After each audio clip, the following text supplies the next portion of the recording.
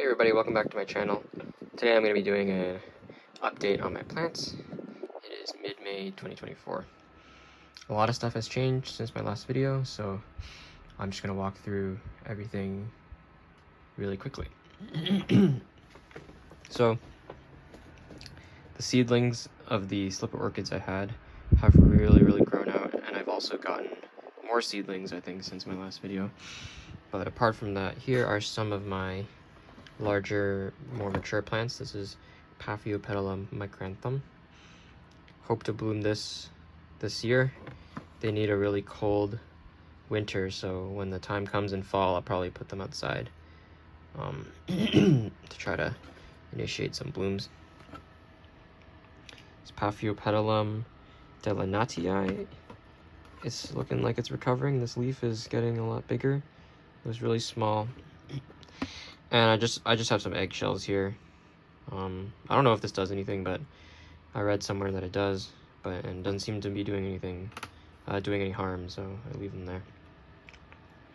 These are seedlings of Paphiopedilum javanicum. 1, 2, 3, 4, 5, 6, 7. I didn't get a good yield out of that flask. A lot of the seedlings ended up dying. Here's a Sucaculii, Paphiopedilum Sucaculii. See the new leaf starting there. And the growing season is beginning, so it's getting a little warmer, and you can see a new root right there. This I just got in the mail yesterday. This is Paphiopedilum barbatum, variety nigrinum. And this is blooming size, so it's a really cool miniature plant. Here's a Paphiopedilum fowlii I also got yesterday. Again, a really good size, really good compact size for a blooming plant, and you can see this one I actually got in spike, so it's nice. So next one here, these 4 rows, 1, 2, 3, 4, these are Paphiopedilum dianum. It's a pretty uncommonly kept species, I think, from Borneo, and it's got these super leaves. I just love the modeling on them, and these seedlings are growing out really well, so I think some of these might actually bloom out in the first year at a flask. Hopefully in the winter these larger ones will set spike. Next here we have Spicerianum. 1, 2, 3, 4, 5 rows of Paphiopedilum Spicerianum. Some of them are from flask, some of them are from Path Paradise. This is from Path Paradise, and this clump is from Path Paradise as well. The rest are from flask, and some of these are getting pretty big too. Here, this one's from flask, so I'm looking forward to this winter being a productive blooming season for my slipper orchids. These 2 rows, 10. These are Paphiopedilum charlesworthii. I bought the flask as Charlesworthii alba, but if you look here under the leaf, there's some red pigments there, suggesting that it's not truly albino, so I'll have to see what these bloom out as. Hopefully they are even Paphiopedilum charlesworthii. If there's some random hybrid, then that's a little unfortunate. But yeah, I got 10 of these. Some of them got set back a little. It's like this little one here, and this one here is getting a little smaller. That's because I had them actually in sphagnum only when I first deflasted them, and that turned out to be really difficult to keep at a good moisture level without rotting the plant completely. Here we have some Paphiopedilum faireanum, also from flask. This is a half albino by half albino cross, so about 25% will bloom out albino. Some of these are getting really big as well. This coming winter is going to be really exciting to see what I get. I got some more back here. These are all faireanums. This is a Paphiopedilum henrianum. I just got this as well yesterday from Austin Creek Orchids on eBay. These are seedlings, again, from flask, Paphiopedilum tranlinianum. Got a couple rows, and then I got a bunch of small ones here in the compots. I kept them way too wet when I deflossed them, so some of these don't look that great, but they are recovering and starting out new roots now that it's spring again. It's warming up. Here is a Paphiopedilum con color, and it is also doing okay. I believe it's starting some roots, but you can't really see. This here, Paphiopedilum Thaianum, and this thing has been in spike for at least 2 months now. I just can't wait for it to bloom. It's a tiny little white flower, and you can see there at the base there's 3 new growths. So next year hopefully I'll get triple the spikes. That'll be pretty exciting. There's another miniature Brachypedilum type Paphiopedilum. This is Godfrey, and yeah, this is really small. This is a new addition to my collection, so hopefully it can grow out and bloom within the next year or so. These are Arangus fastuosa seedlings from Flask that are still really small. I'll show you some of the sibs in a bit. This is a Paphiopedilum Helenae. It didn't ship very well, but it's on the road to recovery. These are some like straggler seedlings. I think these are both Dianum from earlier. They're just really small, so I keep them here. This is Charlesworthii and Javanicum. This is a Paphivenustum, and I think it's like just about blooming size, so hopefully this year it can bloom for me. I have here 2 Paphiopedilum vietnamenses. This one is a little older. This one I just got from Austin Creek Orchids. Hopefully they bloom at the same time and I can cross them and get a good seed pod. This is Paph urbanianum. It's also from Paph Paradise. And there's some nice moss growing on the pot. And this leaf is a new leaf since I've got it. It's starting to grow. Things are starting to take off. Here, a bunch of Paphiopedilum wardii. Again, it's supposed to be alba. I purchased it as alba. But if you look here under the leaf, there's those little dots. That's a compound called anthocyanin, which albas aren't supposed to have.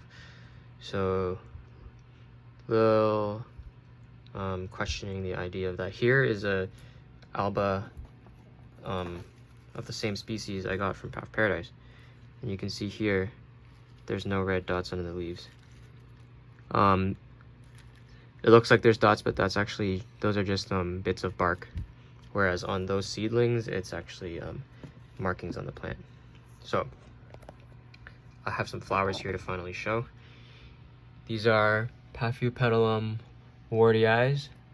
This one is a little bit past its prime. You can see it's a little wonky looking in shape. But the color on this one's really, really nice, and they're so fuzzy. It's really, really great to look at. This one's just opening. Color is not as dark, but it is a little bigger. This plant, I think, was in my last video. And I just gotta say, this plant is nuts. It grows so fast. See, I already have 3 new growths that are pretty much blooming size, and let me just put it. This growth here, this emerged. This was like this big, like this tall, in January. So this thing grows like a weed. This one looks like it's putting on another spike. So maybe I can have 2 flowers open at once. Okay. I'm not sure if this was in my previous video, but this is these are some seed grown sundews I have here. This is Drosera bermanii.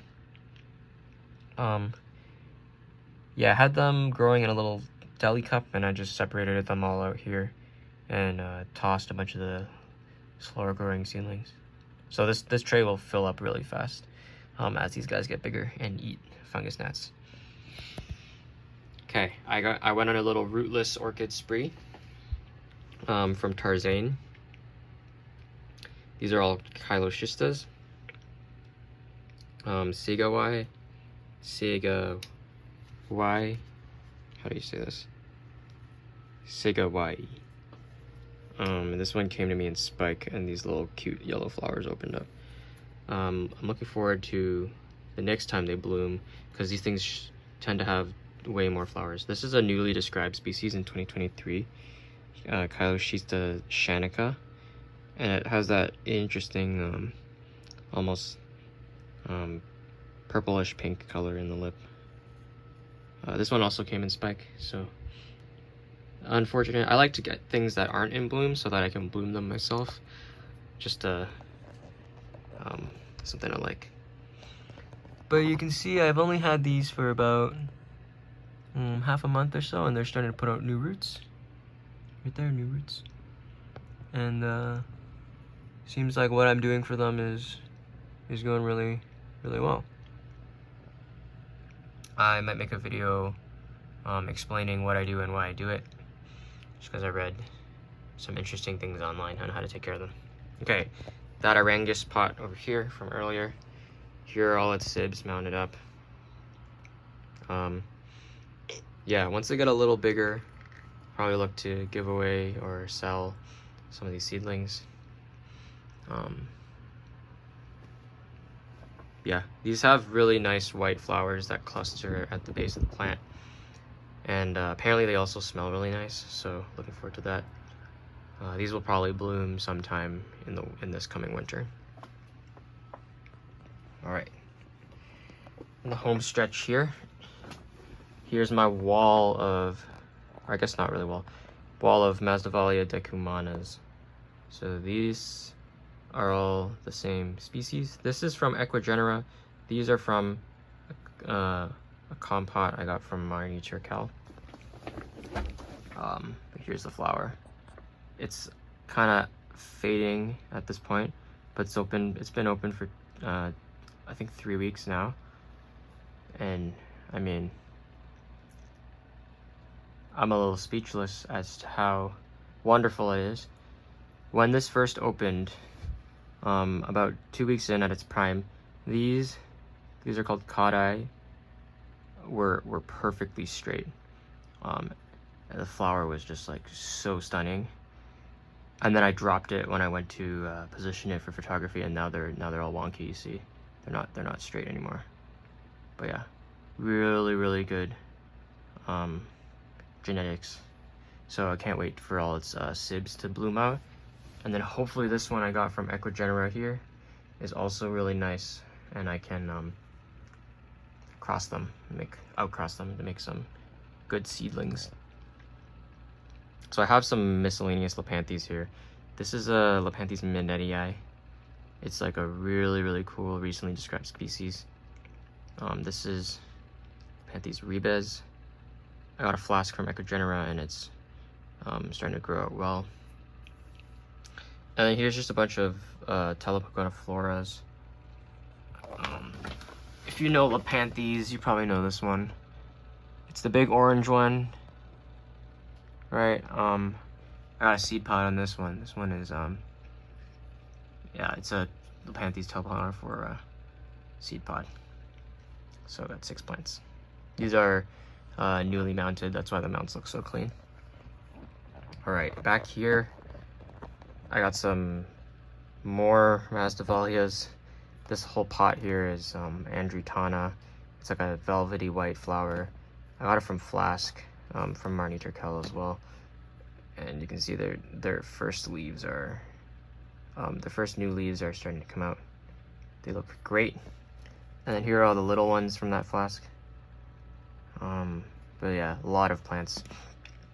The rest of the Masdevallia decumanas, I ran out of mounts, so I just potted them. And I think these are actually, I did them in different substrates to see if one would be better than the other, but from what it looks like, they're pretty the same in terms of growth. Miscellaneous Pleurothallus Masdevallias. Oh, I think this might be in bloom. Let me see. This is Anathalus pachyphyta. Oh, it is in bloom. The flower is absolutely tiny, so if you can spot it, that's right there. We have really cute little orange flowers with black petals. And I found they only last like a day or two, so it's pretty cool to see one open right now. And finally, we have these mounted orchids here. This is a Masdevallia wagneriana. See, it's in spike, and there's actually another spike coming right there. So really looking forward to those opening. This is a Masdevallia nidifica. There's actually a fungus gnat hanging out on the leaf right there. Get out of here. Asianthera. Shoot.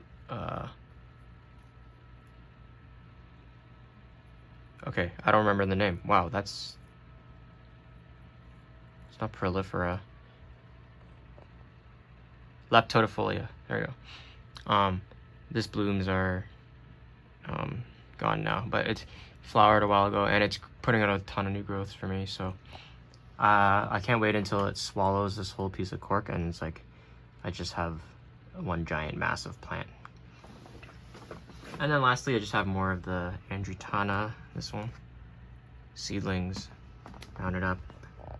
Again, once they all bloom out, I'll be looking to give away or sell or trade. So if you're interested in that, be on the lookout for a video announcement of that. Anyways, this has been going on for long enough, I guess. Thanks for watching, and I'll try to do these a little more regularly, but you know, orchids grow so slow. Not too much really happens week to week, so I just kind of do them when something big happens. All right, thanks for watching, and I'll see you in the next video.